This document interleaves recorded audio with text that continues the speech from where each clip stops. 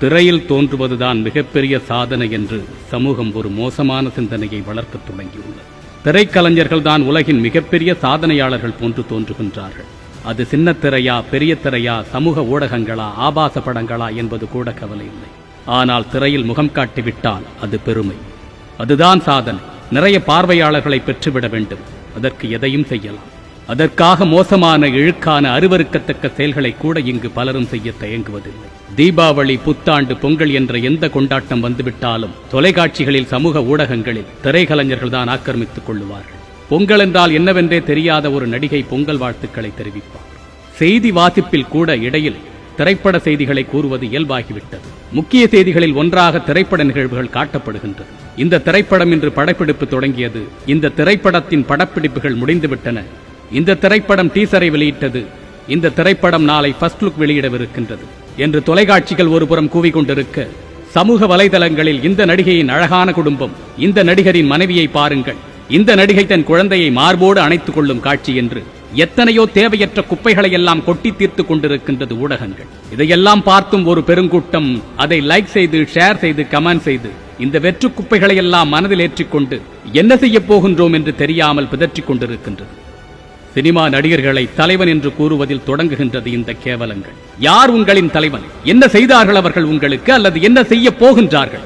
தலைவன் என்பவன் அனுதினமும் உன்னை பற்றி சிந்தித்துக் கொண்டிருக்கக்கூடியவன், உன் நன்மையை, உன் எதிர்காலத்தை பற்றி நித்தமும் யோசித்துக் கொண்டிருப்பவன், உன் முட்டாள்தனத்தை தனக்கு சாதகமாக்கி அதை கொண்டு காசு பார்க்கலாம் என்று நினைப்பவன் எப்படி உனது தலைவனாவான்? நீங்கள் தலைவர்கள் என்று நம்பிக்கொண்டிருக்கக்கூடிய உங்கள் நடிகர்கள் என்றைக்காவது உங்கள் தவறுகளை சுட்டிக்காட்டி இருக்கின்றார்களா? சுட்டி காட்ட மாட்டார்கள்.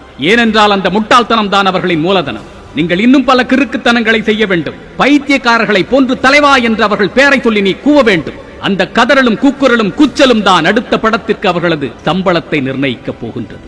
எல்லா அயோக்கியத்தனத்தையும், அருவருக்கத்தக்க செயல்களையும் படத்தில் காட்டிவிட்டு சினிமாவை சினிமாவாக பாருங்கள் என்று கூறுவார்கள். நீங்கள் சினிமாவை சினிமாவாக எடுங்கள். தங்கள் படத்தை குழந்தைகள் பார்க்கின்றார்கள், பெரியவர்கள் பார்க்கின்றார்கள், குடும்பத்தோடு பார்க்கின்றார்கள் என்ற சிந்தனை கொஞ்சம் கூட இல்லாமல் மோசமான காட்சிகளையும் கெட்ட வார்த்தைகளையும் பயன்படுத்தி பேசுகின்ற ஒருவனுக்கு சினிமாவை சினிமாவாக பார் என்று கூறுவதற்கு என்ன அருகதை இருக்கின்றது?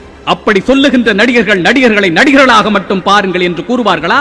99% திரைப்படங்களில் டாஸ்மாக் காட்சி இல்லாமல் திரைக்கதைகள் அமைக்கப்படுவதில்லை. 4 நண்பர்கள் அமர்ந்து பேசினால் அந்த காட்சியில் மது இல்லாமல் இருப்பதில்லை, புகை இல்லாமல் இருப்பதில்லை. இந்த கேவலமான திரைக்கதையை வடிவமைக்கக்கூடிய நீங்கள் எல்லாம் ஒரு கீழ்த்தரமான வாழ்வியலை கொண்டவர்களாக இருக்கலாம். அதை ஏன் ஒட்டுமொத்த சமூகத்தின் அமைப்பாக காட்டுகின்றீர்கள்? இப்படிதான் ஒட்டுமொத்த சமூகமும் இருந்து கொண்டிருக்கின்றது என்பது போன்ற ஒரு மாய பிம்பத்தை ஏற்படுத்துவதற்கு என்ன துணிச்சல் உங்களுக்கு? பெண் பிள்ளைகள் மது குடிப்பது போன்றும், மதுக்கடைகளில் சென்று வாங்குவது போன்றும் காட்சிகள் இன்று சாதாரணமாகிவிட்டது.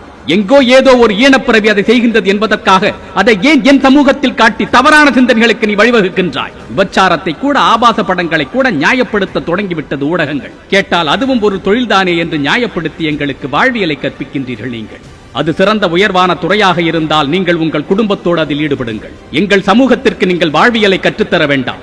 2000 ஆண்டுகளுக்கு முன்பே எங்களுக்கான வாழ்வியலை வடிவமைத்து கையில் கொடுத்து விட்டான் எங்கள் வள்ளுவன். பொருட்பெண்டீர், பொய்மை, முயக்கம், இருட்டறையில் ஏதில் பிணந்தழியற்று என்று கூறுகின்றது எங்களது வாழ்வியல். அன்பு என்பது அறவே இல்லாமல் வெறும் வெள்ளிப்பணத்திற்காக அன்பாக நடிக்கும் ஒரு விலைமகளோடு கூடுவது, இருட்டறையில் எந்த நிலையில் இருக்கின்றது என்று கூட தெரியாத ஒரு பிணத்தை தழுவி மகிழ்வதற்கு சமம் என்று என்றோ காரி உமிழ்ந்து விட்டான் எங்கள் வள்ளுவன். நீங்கள் எங்களுக்கு வாழ்வியலை கற்றுத்தர தேவையில்லை. என் அன்பு தமிழ் சொந்தங்களே, உலகம் தோன்றிய காலம் முதல் இந்த கேவலமானவர்களும் கீழ்த்தரமான சிந்தனை கொண்டவர்களும் இருந்து கொண்டுதான் இருக்கின்றார்கள்.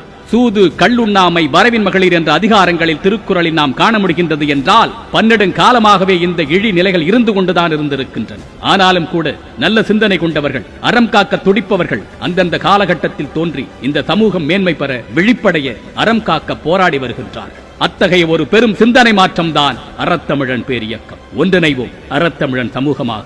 மனதை சிதைத்து, அறிவை கலைத்து, தவறை நியாயப்படுத்தும் மோசமான சூழல்களில் இருந்து நம் பிள்ளைகளை, இளைய தலைமுறையை வழிநடத்துவதும் பாதுகாப்பதும் நம் ஒவ்வொருவருடைய கடமை. அந்த கடமையை நாம் ஒன்றிணைந்து செய்வோம் அறத்தமிழன் சமூகமாக. மற்றும் ஒரு பதிவில் சந்திப்போம். தமிழனாய் பிறந்தேன் என்ற பெருமையுடன் விஜய் சீதாராம்.